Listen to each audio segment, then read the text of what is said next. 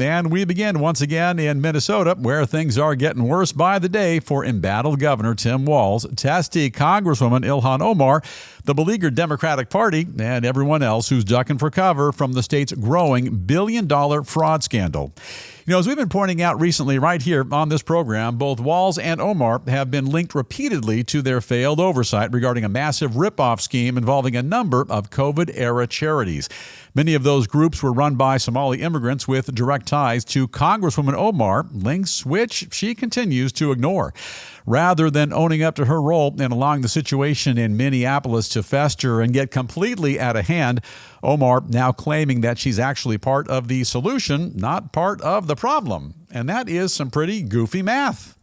The Congresswoman says she was one of the very first lawmakers to investigate this reprehensible scam, and this entire time, she's been pressing state officials for answers about how all of this money could disappear without setting off any alarm bells at all. That's what we all want to know, Ilhan, but isn't that part of your job to keep that from happening? She's also staunchly defending her city's Somali immigrant population, claiming that they are actually the victims, not the perpetrators of these despicable crimes. She goes on to say that her fellow Somali migrants are now Minnesota taxpayers and that they could have benefited greatly from all the money that was stolen as part of the ruse, even if it was a bunch of their own community members and fellow immigrants who pulled off the heist in the first place. And this is a bigger heist than the one they pulled in that movie Ocean's 11 all those years ago.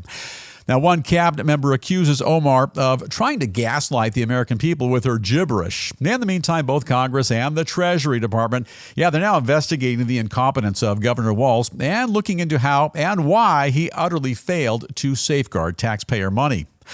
According to officials, the sprawling case currently involves nearly 80 defendants and includes what they call schemes stacked upon schemes. They say that though the biggest scandal involves criminals skimming nearly, check this out, $300 million from an organization set up to feed hungry children during the pandemic, other harmful scams targeted Minnesota's housing, autism, and Medicaid programs as well.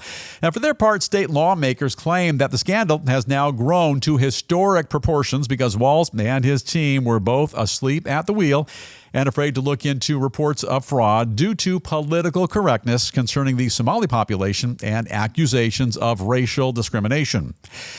Final thought, and this is the News Roundup Lowdown. It's tough being a victim, and we kind of get it. It's tough, and it can be overwhelming, and for some, it can even be painful. Think of the poor slob who kicks somebody in the shin, and in the process, he or she hurts their big toe. Well, the kickee, not the victim, and if you're a member of Team Omar, it's the kicker who has suffered the great injustice, a bruised or perhaps broken toe. Now, look, for Omar to complain that many Somalis were the victims in this now legendary scam is perhaps accurate, but she's merely deflecting. Being gypped out of services has nothing to do with race, color, or creed. And needy Somalis in Minnesota, they've not been victimized any more or less than any other portion of that state's needy population.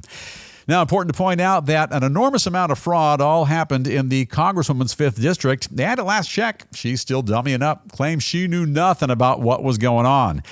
I suppose that's somehow plausible, but if she authentically knew nothing, then right about now would be a grand time for her to step aside and allow for a more competent individual to assume her congressional seat. As for Minnesota's allegedly honorable governor, Tim Walz, we never pass judgment, but this story is getting deeper and uglier every day, and the people of your fine state, sir, demand accountability.